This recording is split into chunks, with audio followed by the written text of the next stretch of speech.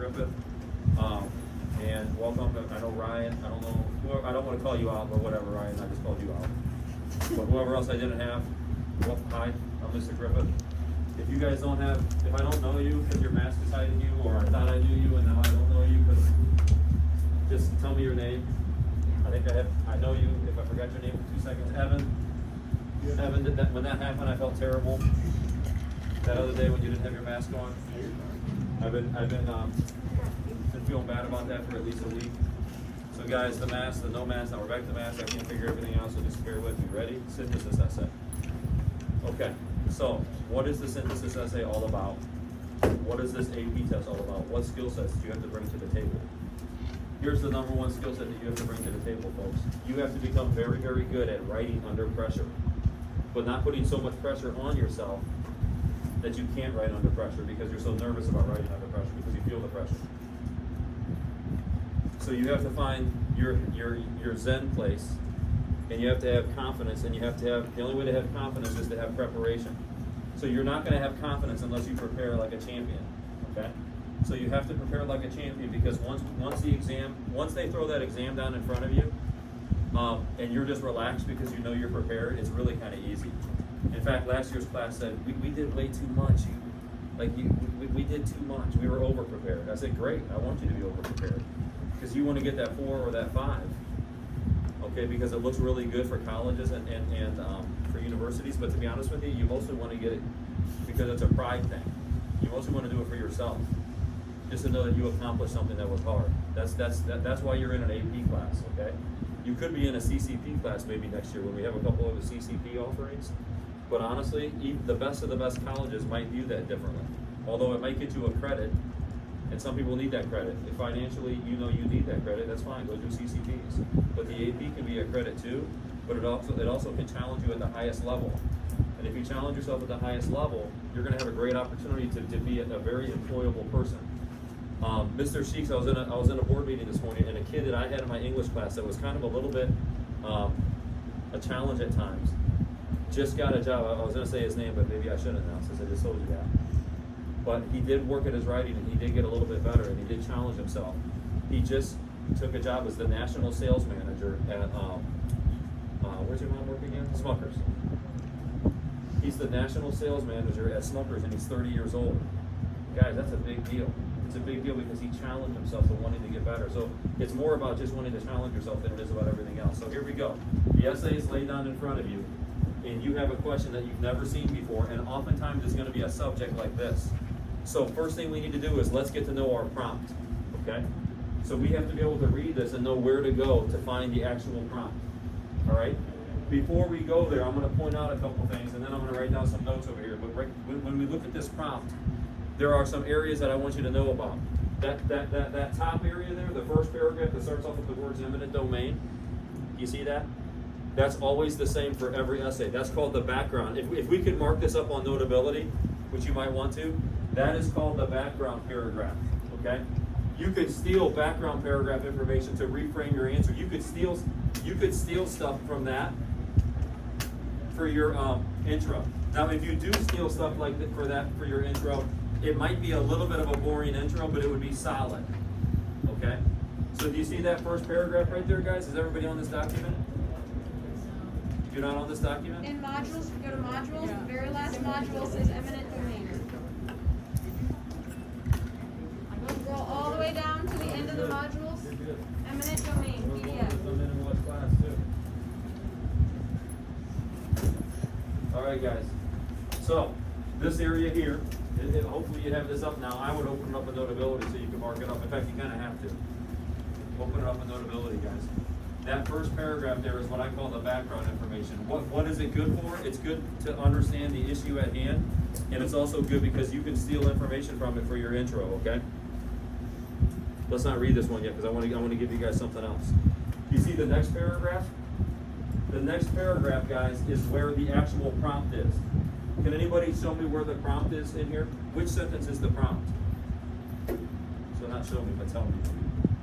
Raise your hand if you see the actual prompt. Evan. It's like the last couple lines at the end of the sentence. Yeah, but do you guys see right here where it says then synthesize material from at least 3 of the sources and incorporated it, it always says that. Every single synthesis essay that you get is always going to say, then synthesize material from at least 3 of the sources and incorporate it into a coherent, well-developed essay. But you see the that? You guys see the that? That's where the prompt is. Right here. This is where the prompt is. Why am I pointing this out to you? Some of you are probably thinking that that's way too basic information for now. It's not. Because it doesn't always say defend, challenge, and qualify. The prompt is right here. The prompt is right here where it says develop essay that defends, challenges, or qualifies the notion that eminent domain is productive and beneficial. Do you see that there, guys? That defends, challenges, and qualifies the notion that eminent domain is productive and beneficial. Now, who, if you just read that sentence, wouldn't know what to do? Because you have no idea what eminent domain is. Who wouldn't know what to do yet? Exactly. If you absolutely are lost and you don't know what to do, what's the only paragraph that might help you so far? Robin? Yeah, the first one's the only paragraph so far that's going to help you. But where else would you go to get help if you still don't understand the issue? Scroll down. The sources. Do you see the sources below you? That's where you would go to learn more about this if you don't understand the topic, because there's a good chance you might get something that you don't understand sometimes. I don't think there will be one quite as out there as eminent domain, but there could be. Good. Let's stop right now. Let's stop looking at this prompt and let me give you guys something to do. Because if I just lecture the whole time and I don't get in here that often, I won't get a chance to help you practice, but Miss Lucy will, but I kind of want to see you practice just because I miss it. So here we go. This was last year's prompt. Ready? Guys, this was last year's prompt. And you're going to figure it out, and you're going to write 3 thesis statements in a second. You're going to have a friend help you. Don't go there yet. Here it was. Defend, challenge, or qualify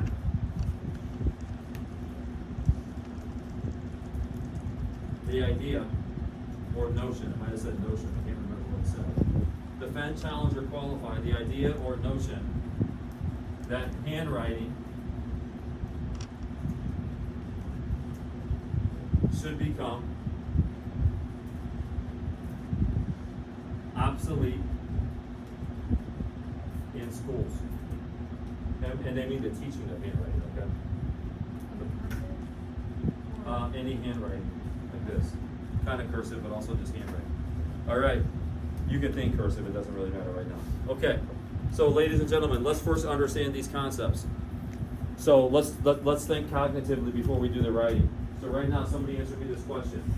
What does it mean to defend the notion that handwriting should become obsolete in schools?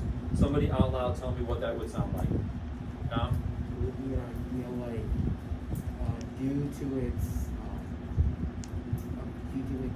future impacts, handwriting is essential for schools to teach students. I'm just. You're not defending the notion that handwriting should become obsolete in schools. Oh. You're actually. Yeah. Then due to ever-growing technological ways where handwriting is obsolete, should not be obsolete. Good. So you're defending the notion that handwriting should become obsolete, which means, can somebody give me a better word for defend to simplify this? Hannah? It's like you're agreeing and then giving Yeah. reasons why. You're agreeing that handwriting should become obsolete in schools, right? So you're defending the notion that handwriting should become obsolete in schools by agreeing with it, right?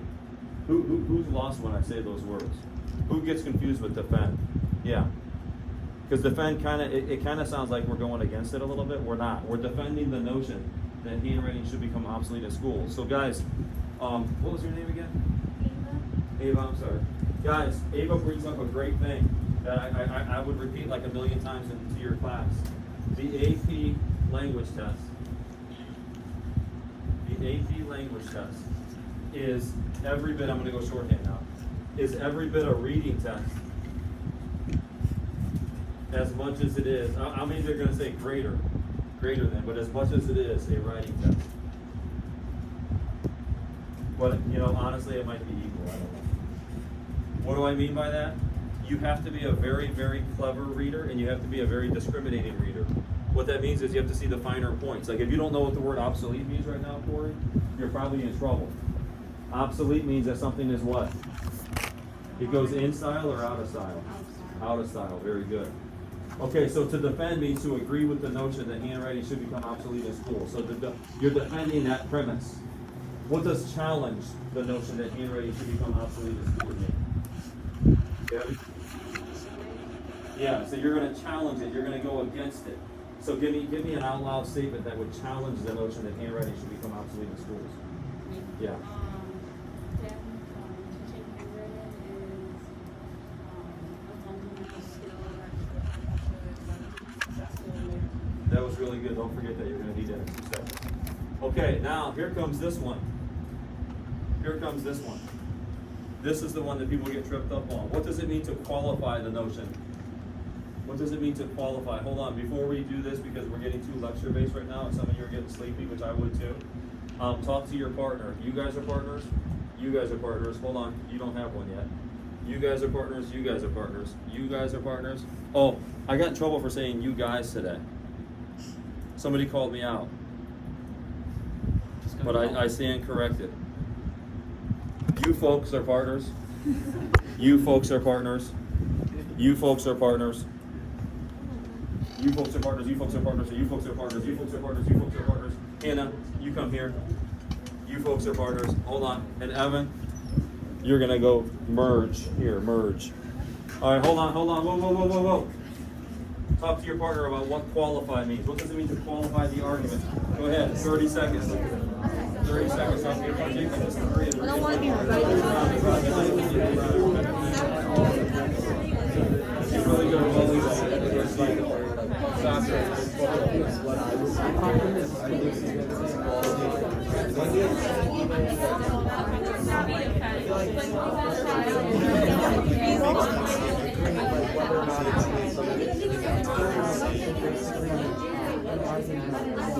And stop. All right, guys. What does it mean to qualify an argument? Who thinks they know? Brian.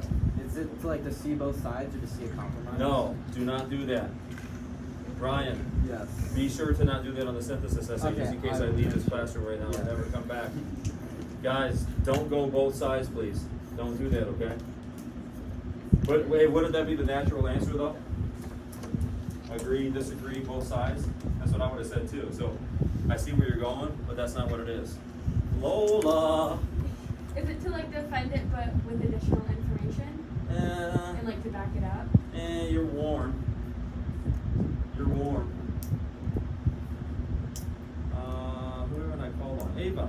Not like here, it's not opinion based, it's straight facts that we're getting from an article. That's a part of it. That's a part of it. It's a part of the. It's a part of all of the answers, but it's not necessarily what I'm looking for. Corey. Is it to say like, oh, that's one perspective, not like take both sides, but say, well, that's a perspective, like I understand why people would think like that, and back up evidence?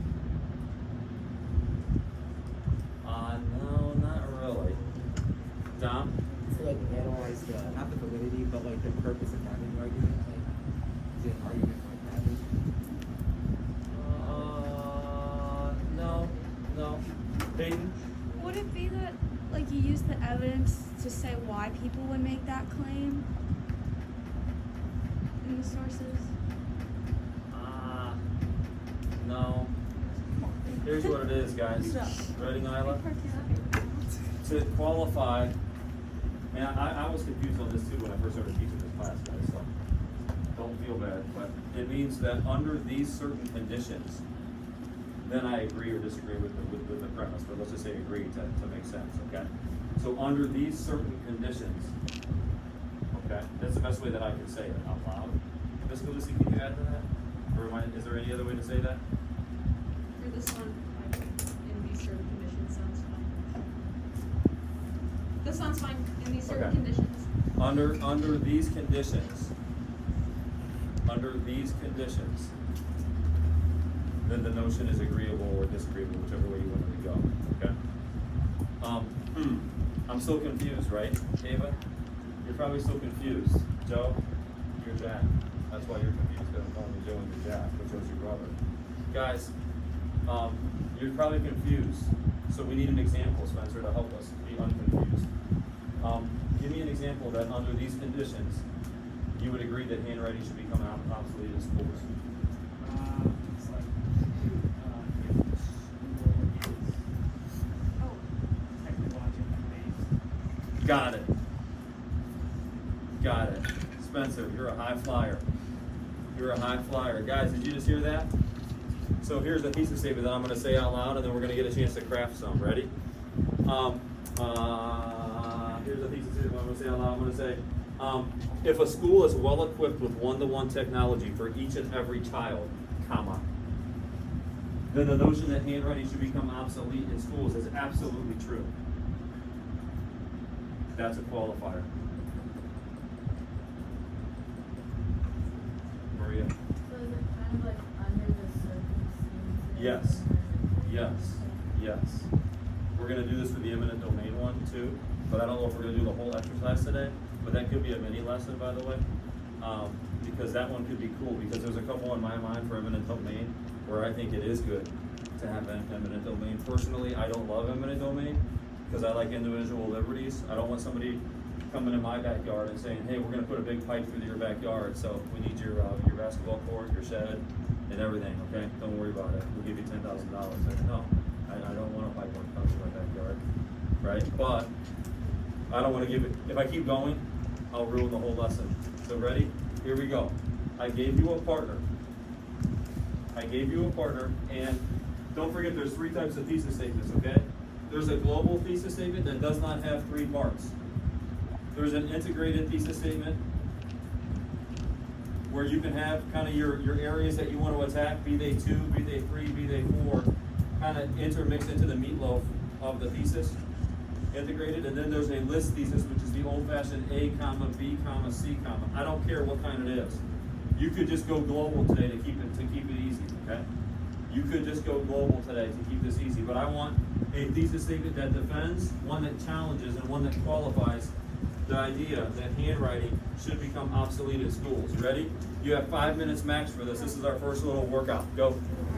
Oh, with your partner. With your partner. How many? You're going to share it to the screen with the Apple TV. It's going to be my first time, sort of, kind of. Really second time. What? I know, it ain't half. So guys, you have to write one that defends, one that challenges, and one that qualifies. That's 3. Use your partner. Yes. Oh, wait, grab them together. You could say, Just a little bit. one thing that you can argue is like, our environment, like writing on papers.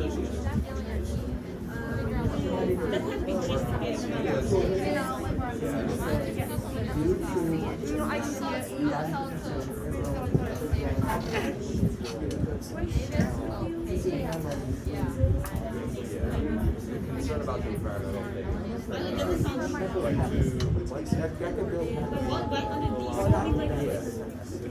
Yeah, the only issue is that paper companies have just like twice as many trees, so it doesn't really. I like them like this. All right. It's definitely like.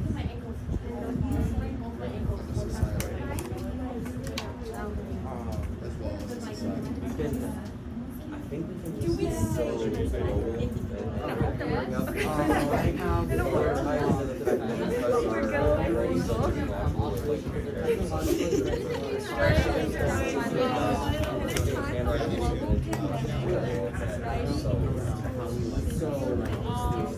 handwriting is I would say wasting time. Handwriting No, if you can say that. inefficient time usage. I forgot. I said I was talking to school. Why is it more challenging? Why is it you're saying all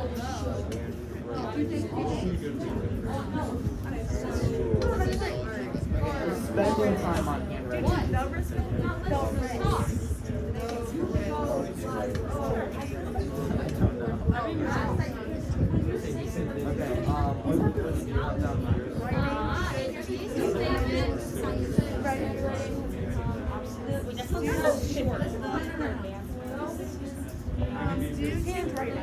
Due to Oh, wait. So due to health concerns, from the event, due to health concerns, health concerns,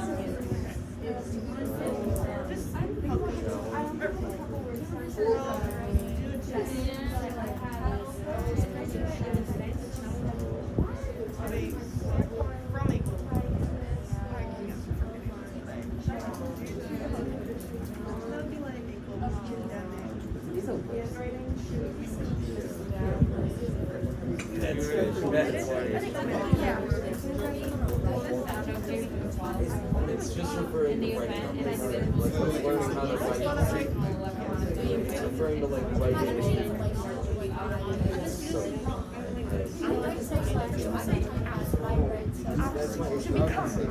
This also might be a complicated, but handwriting is really I'm slower because it is a university method, it would be impossible.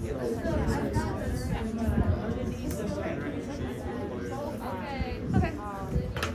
Challenge. Do you have three guys? Yes. Who needs another minute to get to the third one? We're gonna pull these up. We're gonna pull these up on the Apple TV and look at it.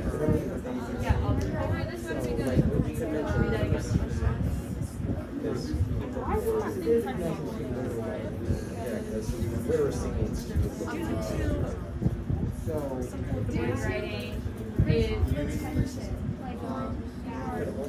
it's unarguably Budget schools are able to provide that, and so unarguably quality. no matter all students as well as education.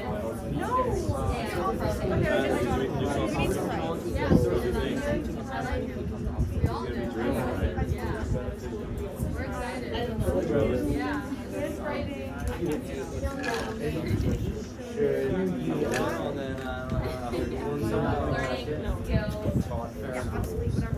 Are we on the third one, guys? Yeah.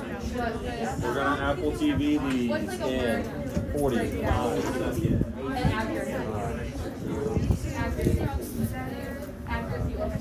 Don't worry, I did not install that. Well, that one. I just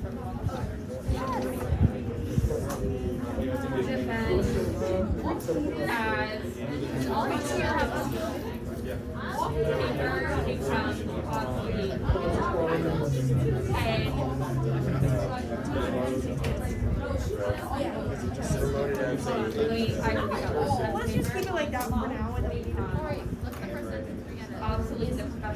All right, guys. For sake of time, and to do the things that I really want to do that go beyond this today, let's look at a couple sentences that we can put up here, so we can look at how we crafted some thesis statements. Now, when we have a thesis statement, I'm sorry, and I hope you're still filming back there, by the way, Maddie. Oh, she is. Guys, there's one thing that you have to understand about this test. You have to understand the rubric. And if you have a good thesis statement, here's your AP rubric, by the way. Ready? Let's put it up here. And I'm gonna use this board in a little bit for something else. So I'll have you take a picture of the board in 2 seconds. So just you don't have to write everything if you don't want, but if you want to write, that's good too. Guys, this is worth 1 point. This is worth 4. This is worth 1. This is your thesis. This is your evidence and commentary. And this is your sophistication. Okay, now, before I pull these up on the Apple TV, whatever it's called, I want you guys to be able to see this, but I want you to understand that in order to get this thesis statement here, it has to be a defensible claim. And it can't just summarize, like for instance, this is not a thesis. Eminent domain is a major issue in America. That's not an argument. This is not an argument here. Handwriting is something that a lot of people debate. That's not an argument. Did you guys hear those? Those are summaries. Those are not arguments. You have to have an argument, and it typically should have a couple. You could go global thesis, but it at least has to have some sub-information in it. Even if it's a sub-information that's a global statement, okay? So, your thesis is worth 1 point. You either get the point or you don't. But in my class, and probably in Ms. Calusi's class as well, we might give you some decimal points for this. The reason we're gonna give you some decimal points is I want you to know if you're on the right track or not, and I will grade some of these. So, like you might get a 0.6. That means, it was okay, but not great. You might get like a 0.25. You might get like a 0.8 because there's something about it that's not quite there, okay? Evidence and commentary is gonna come in the meatloaf and the body paragraphs of this. We're gonna get to that later. And then finally, there's sophistication. Sophistication, folks, is made of 2 parts. A lot of this goes back to all the stuff that we taught you guys last year. So a lot of it is style. Your writing style, your efficiency, your word choice, your diction, your fluidity, your rhythm, your voice. That's what a lot of sophistication is. But part of sophistication is cognitive. What I mean by cognitive is it's the way you shape your argument with your brain. Like if you're a really deep thinker and you're making good cognitive arguments with this, and you're going into deeper layers of the argument, that's what I mean by cognitive sophistication, okay? So this is more of an argument thing. This is more of how you write. And that gives you your sophistication grade, which is only worth 1 point. So a perfect grade on the essay is 6 out of 6. But then they figure that out. You have 3 essays. So if you got all 6s, and you did if you got like 50% of your multiple choice, you're probably gonna get a 5. So your AP score is either a 5, a 4, a 3, a 2, and I think there are some 1s, okay? Now last year I was very excited to say we got about 26 4s and 5s out of 42 kids. That's pretty much unheard of, okay? Like we beat Ignatius, who's really, really smart. They've got like 13 National Merit semifinalists to give you a good example. We have 2, Walsh only has 1, I think St. Bede's has 1 or 2. But if a school has 13 National Merit semifinalists, that means they have a lot of smarty pantses. But the smarty pantses didn't even get the AP scores that we did, okay? Are you with me? That means if you do what you need to do and you practice, you're gonna be good. So let's go back here. Let's go back here. We wanna get this thesis point, right? So let me grade your thesis out loud when I see it without hurting your feelings too bad, but I'll tell you about what I would give it, okay? So, Apple TV at somebody. Go ahead, Anna. That's fine, let's just do the ones that you do have, and we'll worry about the ones you don't have later. Let's Apple TV this, folks. Hopefully I want to write method isn't here. 4169. Very high. Alright, ready? Hey guys, let's look at this one, ready? Handwriting must become obsolete in schools because it is inefficient in a world quickly replacing paper with technology. What would you guys give that if one's the highest? Handwriting must become obsolete in schools because it is inefficient in a world quickly replacing paper with technology. So you're defending the notion that handwriting should become obsolete? Okay. We've got a little bit of a grammar issue, so that does downgrade it slightly. Let's look at the important stuff though. Is there an argument here? Is there? Yeah, it's a pretty good argument. So I'm going to give it about a 0.75 because that little bit of a grammar issue is probably, what's that? Yeah, they will catch that a little bit. That'll hurt your sophistication, but in this case, you'll probably get your thesis point, to be honest with you. They do look past some grammar stuff, guys, because they know it's impromptu. And since they know it's impromptu, they allow for some mistakes. So don't get overly worried about that. They allow for a few silly mistakes. Let's go to number 2.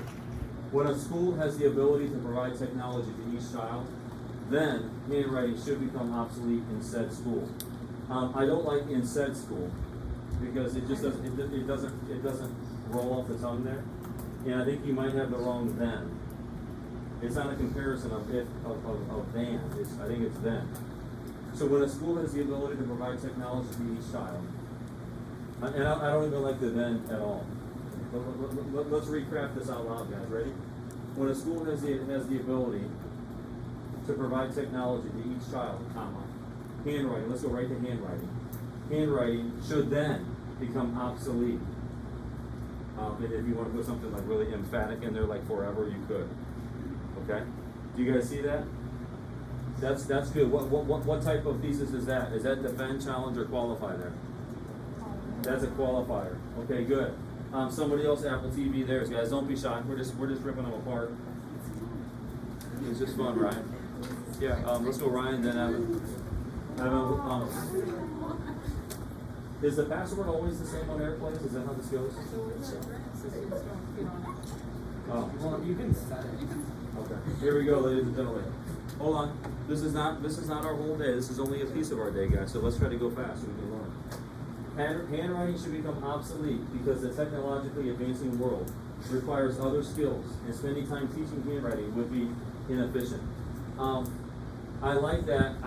It doesn't have all of the sophistication it needs, to be honest with you, but it has some good areas and it's very solid. I think you get your 1 there, okay? Now, I'm not grading this based on all the stuff that you read. I'm grading it on would you get your 1. I think you would get your 1. Does it have some sub areas there? Does it have some areas that they're going to dig into? Are they going to dig into the areas of it would be inefficient to waste time on this when there's so many other important matters? Are you going to dig into that in your essay, hopefully? Yeah. Nilo, let's go to number 2. Handwriting should be taught in schools that it is universally used and would be impossible to avoid teaching. What do you guys think about that one? What would you give that one if you had to give that a grade? JK, what would you give that one? You can give it a decimal point under 1 if you don't think it's a full 1. 0.9. What part's a little weak?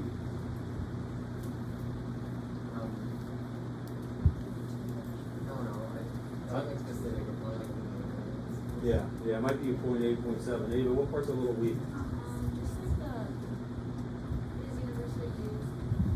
Just the would be impossible. Yeah. Some of the language choices, Ryan, don't pop as much as they could, like with where you say should be and would be, and as it is. Some of the language choices and your verb choices could pop a little bit more. Gabby, what do you think? Yeah, as it is, that's a little vague. Hannah, what do you think? Yeah. So cognitively, Ryan, I think this needs a little more clarity. Okay, even though we're not talking about sophistication here, but if your whole essay was kind of like that, I'm thinking bigger picture than just this sentence. So this sentence is probably going to be okay. You probably get your 1. But as far as your overall essay, you might not get that 6 that you want. How about this last one here, guys? If the school district is able to provide proper technology and resources, comma, then teaching handwriting would become. I don't like the would. I think should, because we're talking about an issue that's at hand right now, and it should become obsolete. That's pretty good. Okay, so guys, the exercise of writing this was worth 3 Calusi points. Make sure that I told my other class this was an in-class exercise. Now to make sure you did it, I'm going to do a gallery walk, and she told me that she was going to put 3 Calusi points in. So can you hold this up to make sure that you did it, that you have 3 sentences? Okay. She may ask you to hand this in at some point. I don't know for sure. But this is worth 3 Calusi points. And I'm thinking you guys have all 3? Okay. Gallery walk. We call this a gallery walk in my world. Okay, good job. Good job. I don't know if they're any good. This is when you really don't know what they're like. You might have copied that off of Hannah, or Peyton could have sent that to you last night. And so there's a lot of trust. Sometimes there's a lot of trust in education. Like I'm going to say good job, but for all I know, that's horrible. But Corey, knowing that's you, Corey, I'm assuming it's pretty good. But we're just kind of trusting the process here. And this Calusi is going to give you 3 Calusi points there. All right. Oh yeah. Good. Let us continue then. Let us go to the next. Let us go to the next nugget that I was going to get into. Ready? Here we go. Ladies and gentlemen, before you write the essay, we need to take these notes up here. Ready? So before you write, right there, do you see where it says before you write? And you can take a picture of this in a little bit, but right now we're going to go through this. Before you write your essay, you need to read each section of the prompt extremely carefully, especially the background and especially the prompt itself. Then you need to underline the actual prompt. You're going to do this in a second, hold tight. Then, in your head, you need to decide on a thesis or an angle. That is very, very important, because I always even when I trained myself and I would do some of these essays with the kids, believe it or not, especially on a day where I felt like I was all caught up in my grading and I didn't have much to do, so I was like, oh, I'll try this. If I didn't think of an angle before I read my sources, I had to reread all the sources once I thought of my angle. So why not think of my angle first? And then when I'm reading the sources, I'll know, oh, I'm going to use this here, this here, this here, this here. Okay? So I think that's important that in your head, you decide on a thesis or angle. Then you're going to read the sources. And you're going to mark the sources plus, negative, or check. I'll get into that in a second for each based on your intended argument. And then you're going to underline or squiggly line or circle some juicy and rich quotes and stats and facts that you're going to throw into your synthesis essay, okay? You guys see that? All right, good. Take a picture of it because we're gonna do an activity now. So everybody take a picture of that. Or if you already wrote it down, that suffices, obviously. Let me get out of the way here.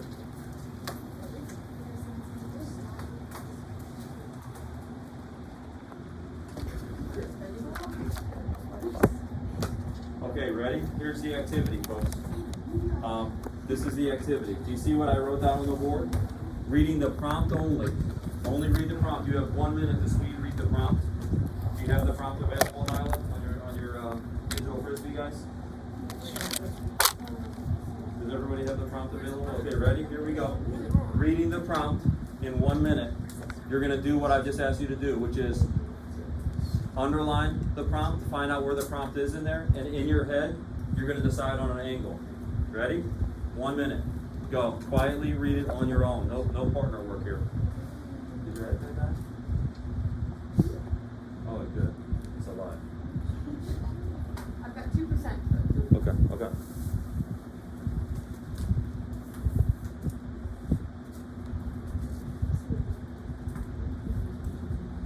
That's it. And we're on eminent domain. Yeah. Reread the eminent domain, and in your head, I want you to have an angle that you're going to take before we get into the sources. Yes, we are on eminent domain.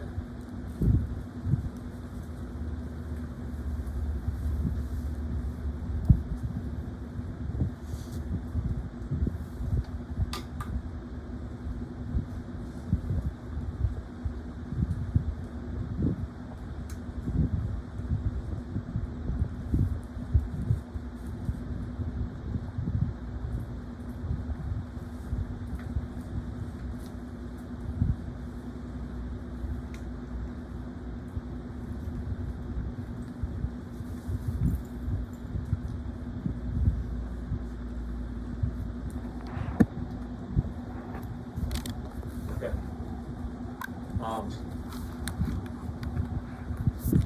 Where's the prompt again? Christian? Where? Yeah, so it's defend, challenge, or qualify the notion that eminent domain is productive and beneficial. So if I defend the notion that it's beneficial, what does that mean? What is eminent domain? Alex, what is eminent domain? It means that governments can take property. Good, for the use of the public good. Okay, so if you defend that notion, then you think eminent domain is good, right? If you challenge it, you think eminent domain is bad. And if you qualify it, you think under these certain circumstances or conditions, it's good. Are you with me? Okay. Who has an angle in their head that they're going to go with? Raise your hand. What's your angle, Ava?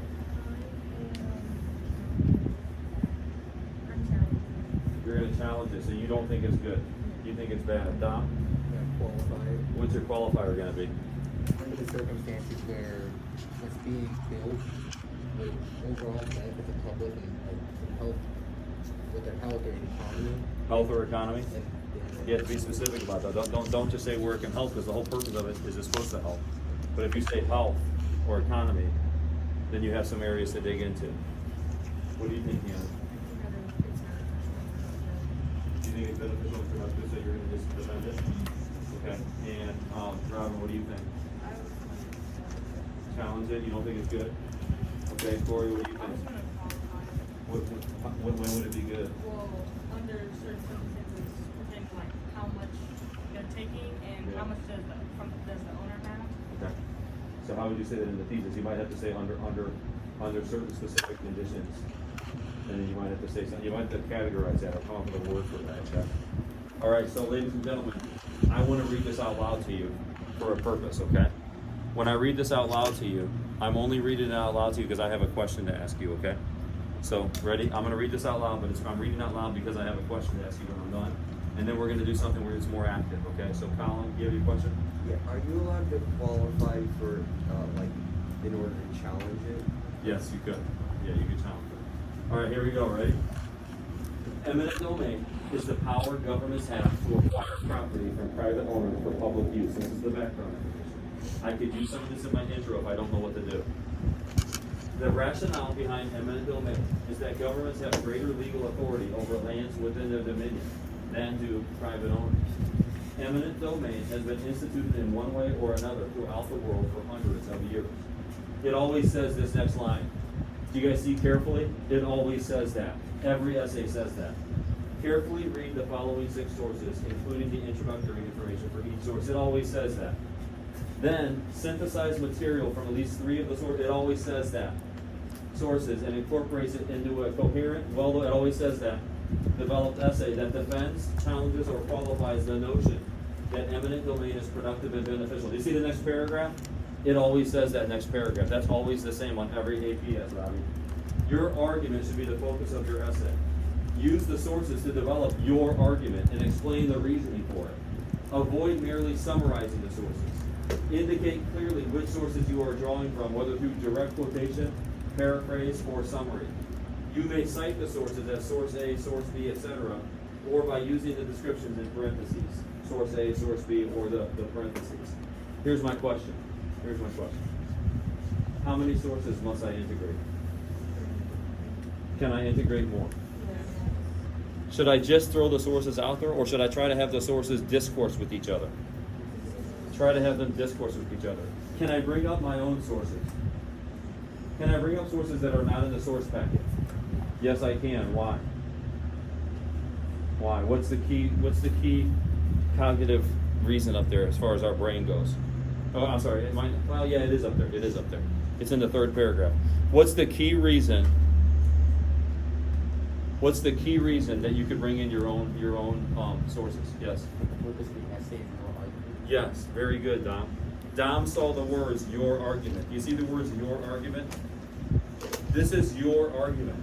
So if we are talking about eminent domain, would it be a good idea, Nyla, or a bad idea for me to bring up the expressway? Why? They took our front yard. Did you guys know this used to be the front of the school? The first 2 years the school was built, this was the front of the school. This is supposed to be the front of the school. Go out there and look at it. They decided to put an expressway in our front yard. We didn't have a choice. They probably gave us like 20 grand or something, or 10 grand. All those houses that were there, they didn't have a choice. They got torn down. There were houses there. No, actually, right in front there weren't houses, but on the side over there were. I was way before my time, but I heard the stories. Okay, if somebody is going to put a pipeline in your backyard, would it be good to bring that in to this? Yeah, I will bring that into the argument. Okay, why? Because it's your argument. Okay, everybody, we need to stop and do an activity. Here's the activity. Now that you have the idea in your head that you want to go with, I want you to scroll through the sources that follow. Hold on, and I want you to, this is going to be like a stress, we're going to put some stress on this. I'm going to give you no more than 7 minutes by yourself. This is not a partner activity. In 7 minutes, you have to put a plus. So right here, what you have to put a plus, a minus, or a check by each source, and you have to circle and underline juicy quotes that you might use. Hold on. Within 7 minutes, because let's act like you're at the test and you're late and you decide to do this one last. You might have to do this whole essay in 22 minutes, 25 minutes. So when you read these sources, you have to be able to zip through these like that. You have to be able to very quickly find out. If you just read the title, you'll know what this source is about. Or if you don't know, by the way, a plus means it's for your argument, or you'll use it for your argument. It's not for it, but you'll use it for it. A minus means it's against your argument, or you'll use it against your argument. As a counter, you'll counter it. And a check means you're not sure, but it's good background information. You're not sure, but it's good background information. It's kind of neutral. It's kind of neutral. It could go either way, okay? You guys with me? So what's a plus? Those are sources that are for your argument. What's a minus? Those are ones that contradict your argument, but you might counter them. What's a check? These are kind of neutral ones that are just background information. You're not sure which way they really go. Are you with me? In 7 minutes, not only do you have to do that for all 6 sources, you also have to circle a couple of rich, juicy quotes that you know that you will use. Ready? 7 minutes. I'm going to set my timer on my cell phone right here, on my celly, and go. Celly, set timer. 7 minutes. Nice.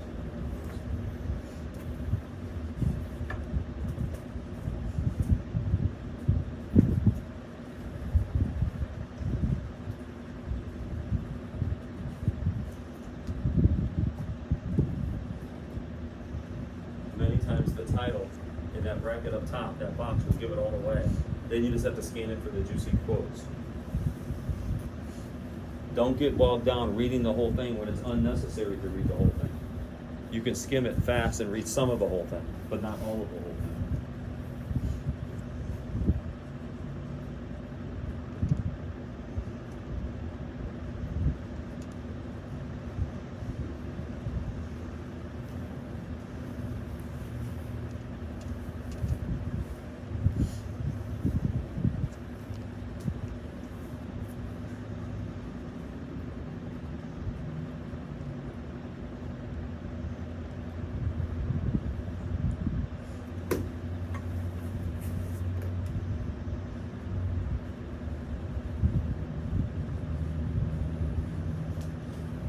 Remember, the AP test is every bit as much of a reading test as it is a writing test.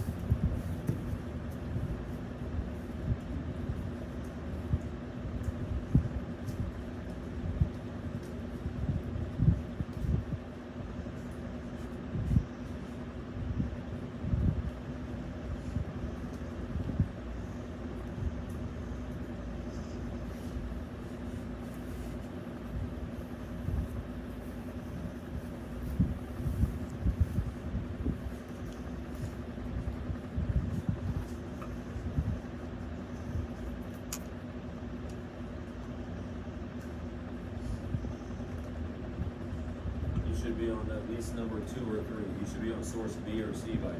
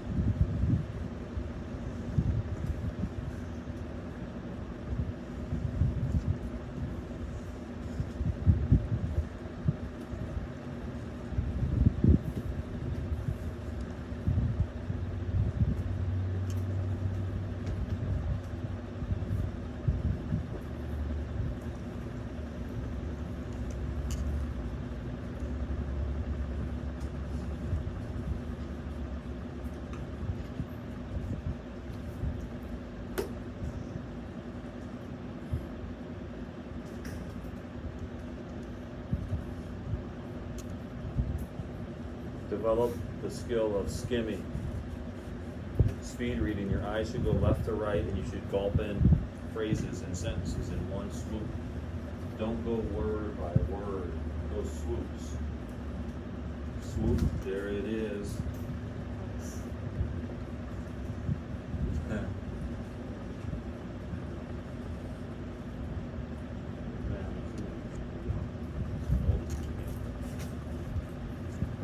Oh man, yes you did.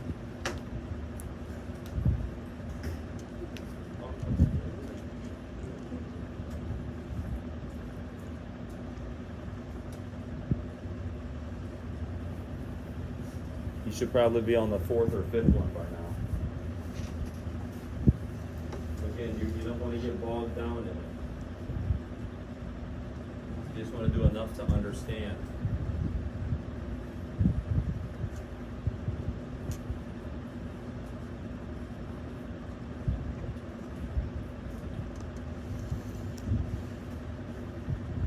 Based on time, we're at 4 minutes and 35 seconds, so we still have 2 minutes and 25 seconds.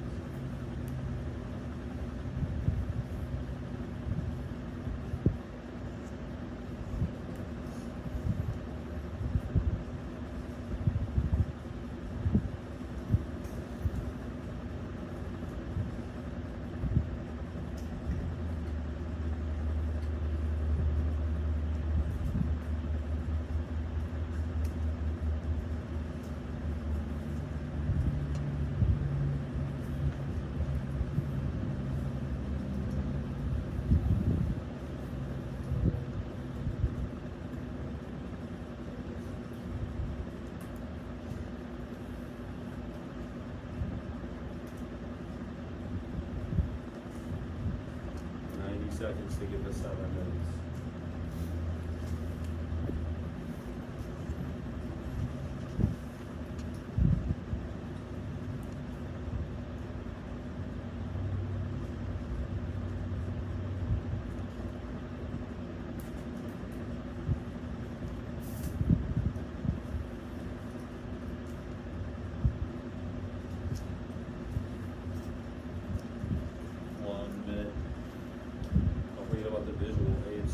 How would you use that?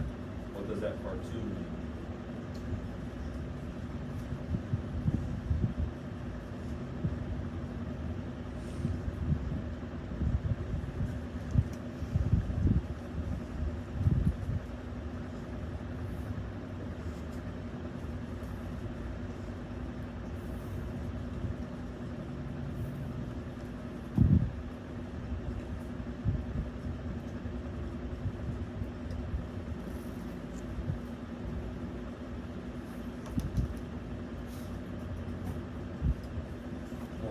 Seconds to get to 7 minutes.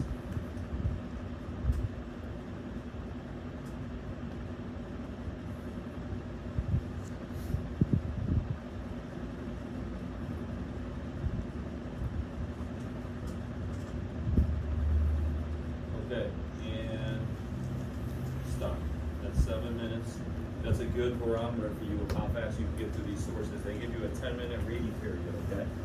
They give you a 10-minute reading period, but you could start writing during that time, okay? So you might want to use that time for writing. Usually the synthesis essay is first, sorry. The synthesis essay is first. I do believe, unless they switch something up. They do change some things sometimes, but it should be first, okay? 10-minute reading period. Do you have to read for all 10 minutes? No, but you should, because you can get your ideas straight, okay? If you wanted to start writing, you could. As you started reading, did some of you sense how you could use some of these things? Did you think about how I might use this for my argument or to counter my argument? Did you think about that? Because you should have been thinking about that, and you can jot down ideas while you're looking at these sources. So your outline for your essay is going to be on this paper somewhere. You're going to kind of do it. It might be scattered in your paper, but while you're looking at these, you kind of are outlining it mentally. Are you with me? So you're doing this work, and in 7 minutes, how do you get better at this? You have to practice. If you don't read a lot, you have to practice this. You have to put yourself in these scenarios. You should go through these banks and just do one for 10 minutes a night and practice. Or Mrs. Calusi and myself will give you hopefully enough practice on our own. Ready? Let's go through this. Let's go through this, folks. What do you think? We're not going to read all these. Don't worry, it's not going to be that boring. Ready? For or against eminent domain. What would you do with this one, Robbie? You check marked it? A lot of people check marked this in my other class. Who check marked this one? It's kind of like background in history. Where could you use it? Guido, how could you use this? You could do it, yeah, you could kind of use it anywhere you want to do. It's how you use the information. Do you guys know how they say the algorithms and the Fox News and the CNN and all that stuff? You know how they talk about that in it? You guys know what I'm talking about here? Fox News is conservative, CNN is liberal, and there's algorithms. So what I'm trying to tell you is that anything could be used in any way. It's all how I use it, right? So in a way, all of this could go either way, but some of it's naturally one way or the other. If you're thinking, what if all these sources are against yours? Are you like, oh, I'm out of luck, I can't do it, paper? No, what would you do? You just kind of, you have to kind of take it out of the context it's saying and use Yeah. it towards your own. Yeah, and you could counter the whole thing. Your whole essay could be a counter of that. That's great. Just write it like that. It's still an argument, okay? So guys, never panic even if you're not finding the stuff you want, because guess what? It's your argument, correct? It's your argument, so you can do whatever you want with it. So hold on, guys. Who put a check here and thinks it's pretty much good background information? One of the argumentative structures that you're going to learn this year, the first body paragraph, is background.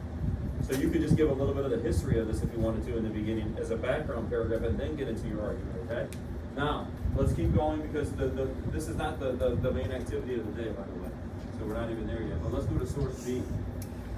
Source B is pretty obviously what? Jacob, source B is pretty obviously, yeah, eminent domain often leaves broken communities behind. That pretty much gives it away right there, right? Did you find a juicy quote in here? Who found a juicy quote? Andrew Griffith, did you find one?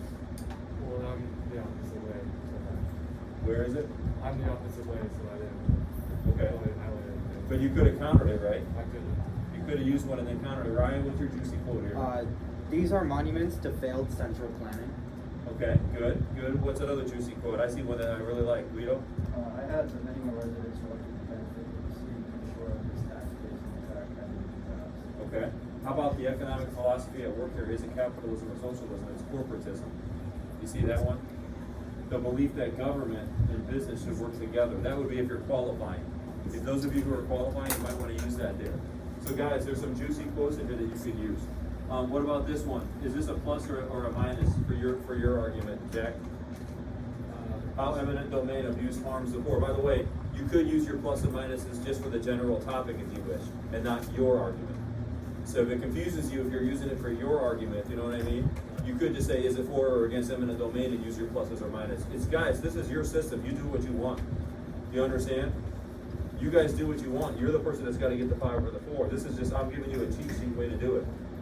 Are you with me? So, how eminent domain abuse harms the poor? Is this for or against your argument, Jack? It's for your argument? Good, because it is against eminent domain, right? So your argument must be against eminent domain, correct? Yeah. Are you guys with me cognitively here? Because we're starting to get confused when I say against and all that stuff. Ready? What about this one? This is D, source D. It says eminent domain, an important tool for community revitalization. In general, on the topic, this is what? It's forward in general, but is this for or against your argument, Hannah? Because you think it's good? Yeah. You like eminent domain? Well, I don't like it, but that's what But you're gonna go for? Yeah. So you would use this for your argument. Very good. And can you bring in your own stuff? Yeah, you can. Yeah. What about this one here? How would you use this comic strip? And how do you introduce a comic strip? How do you think you would, Evan? Someone's reaction to it. Yeah, you could say in a nationally syndicated comic strip, or in the image portrayed in source. You might want to. Here's how you introduce it. You say things like this: in the image portrayed in source E, comma. Are you with me? That's how you introduce it. But I'm sorry. Let's go back to this. Is this good or bad? It's against. It's against. Would you use it? Who would use this one? Who would use the visual aid? Who's not sure what they would use the visual aid? Who's pretty sure they're not going to use a visual aid? You know, like, okay. But if you are going to use the visual aid, are you going to learn over the course of the year ways to introduce the visual aid? What's the very simple way to do it? Simply say the image portrayed in source. That's the simple way, okay? That's how you introduce that source. Are you with me? Do you use parenthetical documentation for this paper?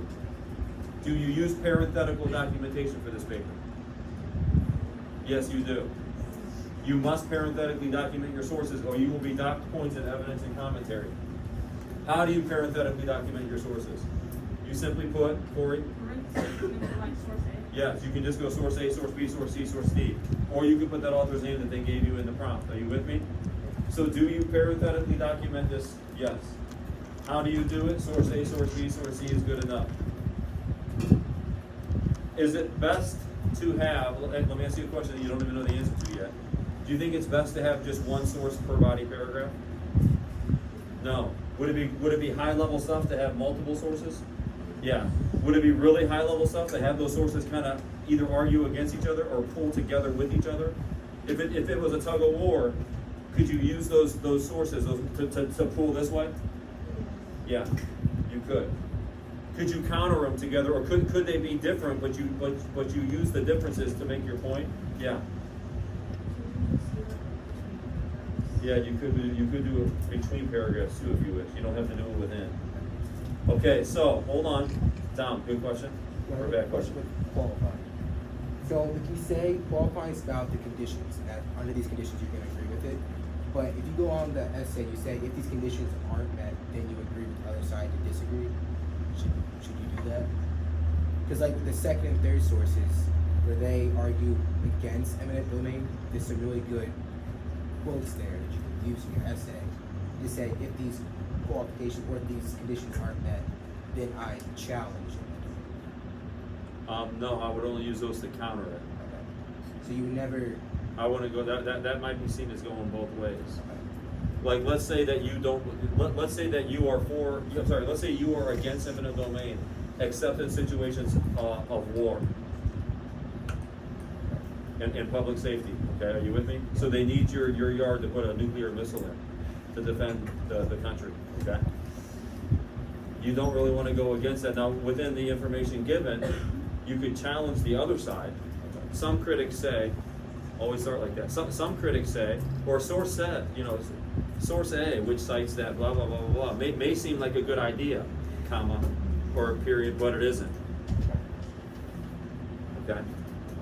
Dom, I might have to see your idea in practice though, because I'm thinking it could work in certain scenarios. All right, guys, hold on. Wow. I don't know why we're a little slower than my other class, but I'm gonna give you guys something to do that the other class had to do in 3 minutes. It was a timed write, okay? When I give you that though, I'm gonna have to erase this to put my final notes up. So does anybody need another picture of what's on the board right now? Because I'm gonna erase this and put my final notes up. No? Okay. Guys, here's what we're gonna do. It's kind of fun. Pay attention. I'm gonna give you 3 minutes and 30 seconds. Okay? I might even go 4 minutes because I'm gonna be doing something up there anyways. I'll give you 4 minutes. You got a little bit more time than the other class. Okay? It sounds crazy, but I'm gonna give you 4 minutes to write a 3-sentence or 4-sentence intro for this prompt right now. Okay? Now, what's a good lead? Is a quote lead a good lead? Sometimes it is, but usually it isn't, but sometimes it is. Is a dynamic, is an anecdotal lead a good lead? Yeah. An anecdote, that's a good lead. What do you want to do in your intro right now? I've written no notes up here for you. You simply want to set the stage and have a thesis statement. Ready? I'm sorry. No. Hold on. I forgot something. You want to engage the reader and connect. You got it? Engage the reader and connect. Set the stage. Have a thesis. You can do all that in 2 to 3 sentences if you want to do. Ready? What do you do? Engage the reader and connect. Set the stage. Those could be the same thing. Are you with me? Engage the reader and connect. Set the stage. And then have a thesis. If you don't have a thesis, you lose a point. So what's the most important part? Have a thesis. What if you don't have any engaging set the stage? It's okay, you had a thesis, you got your point. Are you with me? But the best writer who's gonna get sophisticated grades, they're gonna engage and connect, set the stage, have a thesis in 3 to 4 sentences. While you're doing that, I'm gonna pull up last year's eminent domains and I'm gonna show you some of theirs. You'll hand yours in to Ms. Calusi after I give you one more thing to do. 4 minutes, hold on. Cell phone. What happened? Handwrite yours. Ready? Let's go, guys. Good. Oh, you probably already know. Oh, you can go and use that.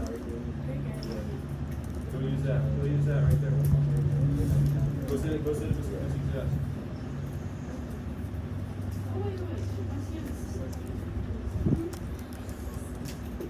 You're writing a 3 or 4 paragraph introduction for your assignment. But your thesis goes Okay, guys, hold on. Questions. how am I supposed to do that? Hold on. Questions. I'm setting the clock, Christian. Is there, like, I know you can use like personal anecdote, is there any like, you can't use first person? No, you could use some pronoun first person stuff, but you want to avoid your Ozzy Osbourne, which is I. You don't want your crazy train. Okay, because the I, it looks bad. So if you do first person, don't have you, I. Don't do that. You can have a few of them. Go. 3 sentences. I gotta put some notes up here for you guys to take a picture of, or else we won't get there. You're writing an intro right now. If you need this, Haley, come up here and use this. I figured it out, I just. Good.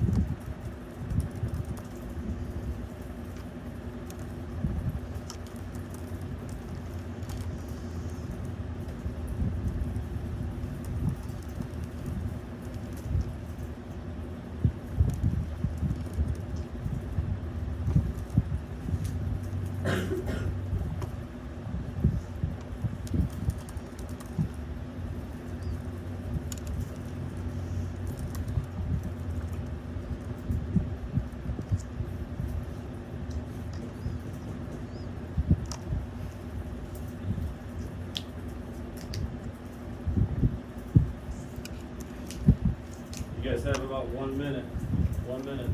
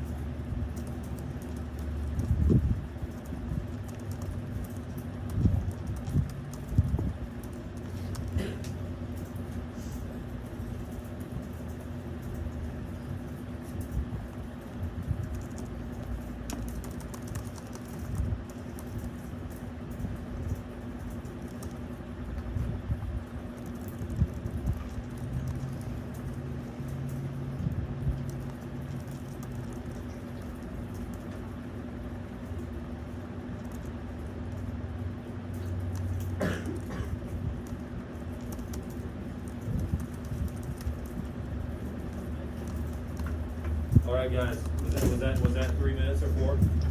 Because it's got, you guys, you have to train yourself to write fast. That's why we're doing this. We're not doing this just to go fast. We're doing this because you have to train yourself to write fast.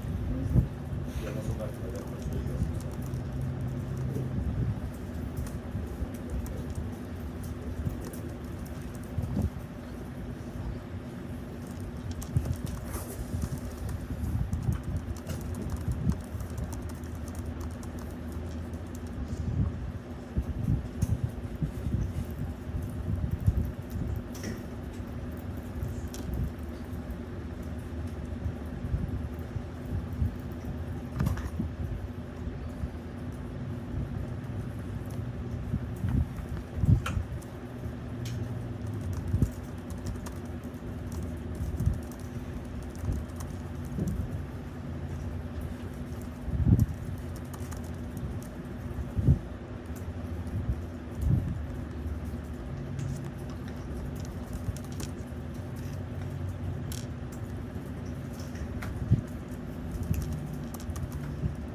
Guys, I have a lot to tell you in a short period of time.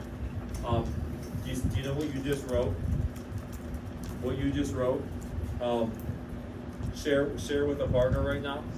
And what you just wrote, share with a partner, and I'm going to pull up the examples from last year for you, okay? What you just wrote, share with a partner. Now that partner is going to give you a grade out of 6. Out loud, verbally. Well, I'd say like my grandma is affected by it, and then it separates her from like 50% of her property. I said eminent domain has been used in the past. The good things like the park system, and then I went on to say that like but these qualities, but for most instances they worsen the life resistance around them, and then I said eminent domain should never be used unless solving an emergency of environmental, governmental, or national.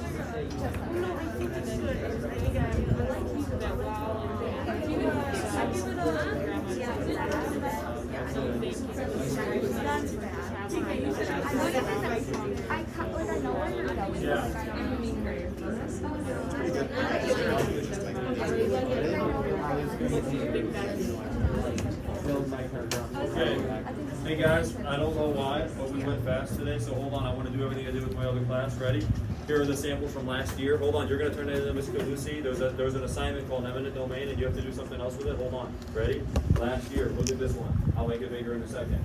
Urban renewals and economic development have forcibly displaced several million people in the United States. I don't love that quote choice because with the ... it reads a little weird. You guys see how that ... makes that read a little bit weird? I also don't think you should always use quote leads, okay? I don't think quote leads are phenomenal, but I think they could be okay. They could be okay. Do you see that, guys? Now, he's setting the stage. Ready? Taking away a person's home depletes the purpose of the American dream and the freedoms they are promised. Who's they? Americans? That's kind of an antecedent issue there. The language choices aren't wonderful, although I like the word depletes, but the way the language choices go together aren't wonderful. The sophistication's not quite there, but this is solid. This is solid, but the sophistication's not quite there. Eminent domain has proven harmful to communities through failed projects, discrimination, and lawsuits. That doesn't really take a strong thesis, does it? It kind of summarizes it. It kind of does, but it doesn't. It's not a strong enough thesis. That's why I gave it a 4.5, but I was really trying to build confidence early last year. That grade's a little high. I think it should be a 4. Let's go with this one. Through eminent domain, the government has forcibly displaced several million people in the United States, most of them poor and racial minorities. I think that's better because she has integrated it into a larger sentence. I think that's a little bit better there. Do you guys see how it's integrated into a larger sentence there? That's a little bit better. Countless Americans have been removed from their homes just so the government will be rewarded with monetary growth. You see the have been and the will be? Those weak verbs make it a little bit not that dynamic as far as sophistication goes, but that's not a bad setting of the stage. Eminent domain is unproductive and harmful because it leaves families homeless, fails to produce new opportunities, and favors land developers and politicians. I think those are good thesis areas. I think that's a solid thesis. She'll get her 1 by the graders. She'll get her thesis point there.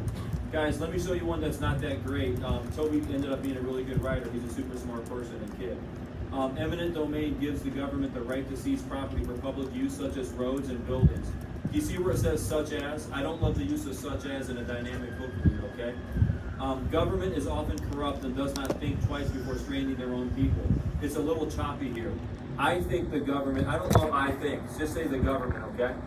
The government shouldn't be able to seize private land unless it is fully required and they give 200% retail price of the property. Whoa. What's wrong with that? What's wrong with that? Robin, why is that misplaced? That's way too specific for the intro, right? That's something that we should save for later, right? Okay, finally, I want to go to one that was pretty tremendous. So let's go to a really good writer, let's go to Mia Gallagher, ready? This one's probably pretty good, I'm guessing. Ready? Despite the United States' firm belief in John Locke and Thomas Jefferson's famous notions on the right to life, liberty, and property, its government's continued reliance on eminent domain laws undermined this founding principle. Holy cow. Wow. That is beautiful. That is absolutely beautiful. Over the years, notice the rhythm and the fluidity there? Over the years, politicians and legislative bodies have made frequent use of these laws Each acquisition seemingly causing more problems than improvements. That's beautiful. Seemingly causing more problems than improvements. That's wonderful. Her sophistication grade is going to be a 1. Oh, I got rid of that. Eminent domains, disproportionate upheaval of minority communities, and favoritism of corporate third parties effectively cripples a citizen's basic rights, inevitably providing little compensation in return. Do you see that M dash and that hyphen there? That's beautiful. Whether you agree with this or not, that is so well written, guys. That's a 5 out of 5 as far as my grading last year, okay? Ready? Last thing. I'm going to go over some notes right now, but you must take a picture of these notes. Ready? Here are the must-dos for this essay. The synthesis essay has to be your argument, okay? You have to integrate 3 sources plus. Plus is your information that you bring in. You must integrate your sources well, and we'll discuss that later, but I didn't want to get into that, but that's discourse. That's discourse. Hold on. Sources have to talk to each other. We'll figure that out as the year goes on. You need to add ethos, pathos, and logos to your argument to make sure it's convincing. You need to be familiar with argumentative structures that I will write over there next time I see you. Those are classic argument, Aristotelian, whatever the heck it's called, Aristotle. Toulmin model, induction, deduction, and Rogerian. You need to be familiar with those, but that's not the end-all be-all. You need to have cohesion in one direction down there, a little Harry Styles. Now, guys, right here, do not simply summarize the sources and do not take both sides, but do this. And guys, you're gonna have to stay 1 minute late. Ready? You're gonna have to stay. Don't leave when the tone goes off. You're gonna have to stay because I'm gonna send you off. I'm gonna send you off with an assignment. Okay? Do this. Use peel, guys. Peel. Peel. Do you see peel? You have to use peel. Let's make a point, have evidence, explain it, and then link it to your thesis. Ready? Let's do this for the handwriting one. Let's act like there was a picture in the handwriting one of a nun smacking a kid's hand while he was handwriting. Okay? And let's what's the point we're going to make? The point we're going to make is it's 2021, and as long as iPads and one-to-one technology is used in school, teaching handwriting, the humiliating experience of teaching handwriting is no longer needed. All right, that's my point. Did I just make a point? Hold on, you can't go. You guys see that? I made a point. I'm doing one for you right now. You have to do this. I'm doing one for you. In source 6, the picture of Sister Gertrude smacking the boy on the knuckles while he's handwriting, okay, is a perfect example of the humiliating experience and a lack of dignity that teachers sometimes employ when teaching handwriting, which is a very personal thing. Are you with me? Then I have to explain it for a while. When I explain, what are my options again? I'm going to put them up here. My options are react, interpret, analyze, exemplification, remember use examples, allusions, and one more that I can't remember right now. And then I have to link it back to my main point. And what's my main point? My main point is that, guys, we have all this technology. We don't need to spend 2 hours a day doing handwriting and having the teacher smack me on the wrist. It's not worth it. It's a waste of our time a little bit if I believe in that. Are you with me? So I would have to link it, what? To my main idea so that I have what? Cohesion in one direction. Are you with me? Okay, so hold on. Here's your homework. Ms. Calusi's going to be grading this. Ready? You have that 3-sentence intro, right? Right after that 3-sentence intro, you're going to have a 4 to 10 sentence peel for eminent domain. That means make a point, have evidence. Evidence is going to come from your sources, right? Explain it, and then link it. So you're going to have a 4 to 10. So what you'll have when you turn into Ms. Calusi is what? An intro, followed by your first point, evidence, explain, and link. That could be a body paragraph if you want it to be. And that's about 4 to 10 sentences. Are you with me? Now, she did not tell me when that's due, so I'm going to go ahead and tell you it's due when you come back next time. Which is when? That's Friday. It's due Friday. When you go out, make sure she wants it due Friday, by the way. Because don't forget, you have those corrections. If you do those corrections, you get full points, right?